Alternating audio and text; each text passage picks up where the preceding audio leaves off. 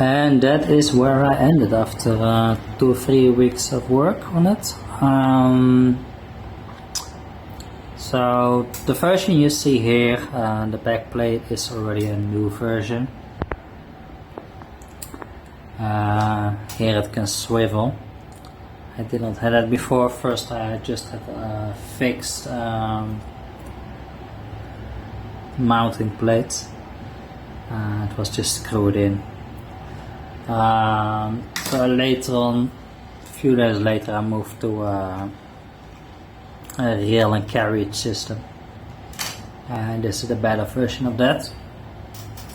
So I think what is interesting about this setup compared to what I've seen online, a lot of other 4C, 5C printers where the print head can rotate. In this version, in my version, the nozzle tip itself stays at exactly the same position. Well, not 100% correct, I still need to optimize it, but it's coming close already. And this makes it a lot easier for post-processing of the G-codes, because I only have to control somewhere a motor here to angle it. And I don't have to recalculate the X, Y, and Z.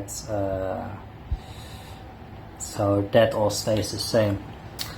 Well, okay, so that's a little bit where I am right now. And I was shooting the video. And then I noticed actually that there are products which are L-shaped, a good amount, if they are not normally vertical or semi-vertical oriented like faces. But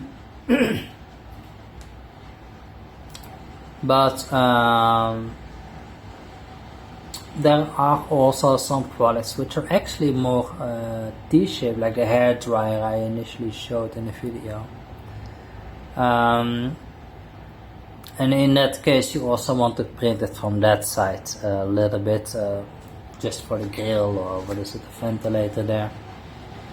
So that's why I think one of the first new upgrades of this backplate will be to extend the backplate to that side, that I can attack the layers from both directions.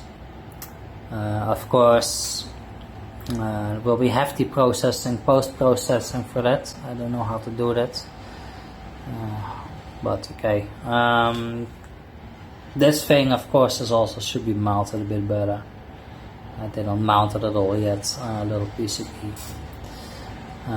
So that's it for me. Hope you liked it. If you want to know more or want to get more information, let me know. Alright.